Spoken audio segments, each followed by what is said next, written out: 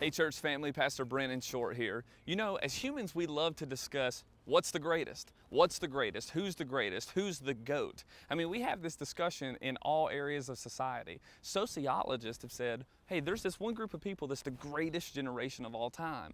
We have Michael Jordan and LeBron debates. We have Nutella versus peanut butter. We have the Dodgers versus the Giants. We love discussing who's the greatest or what's the greatest. You know, Jesus finds himself in one of those moments in Mark chapter 12 where somebody walks up to him in a really honest way and says, what is the greatest command? What's the most important command of all of them? Of all 613 things in the Old Testament, what is the most important command?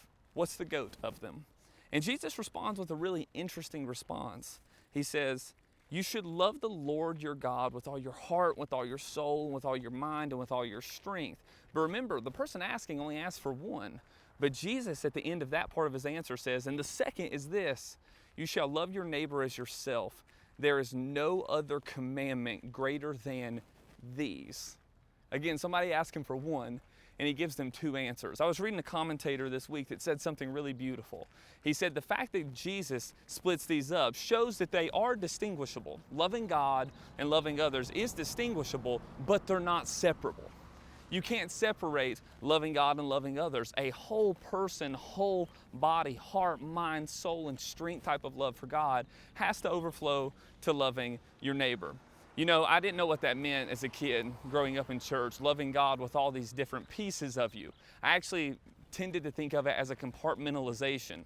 But as I've studied more, what's actually being said, Jesus is not indicating that there's these departments or compartments of you. Jesus is saying, with all of you, with your whole self. To put it most simply, friends, Jesus is saying you are to love all of God with all of you for all of life. My question to you this week is, how can you lean in closer to God? How can you draw near to Him? What are the disciplines God may be asking you to step into in your faith to draw nearer to Him?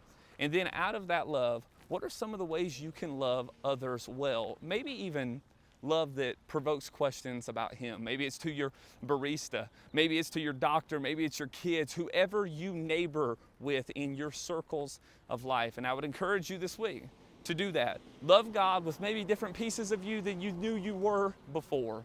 And maybe in deeper ways you're being called to. And then let that love overflow to love of others so that it ultimately says something about the love that comes from Him.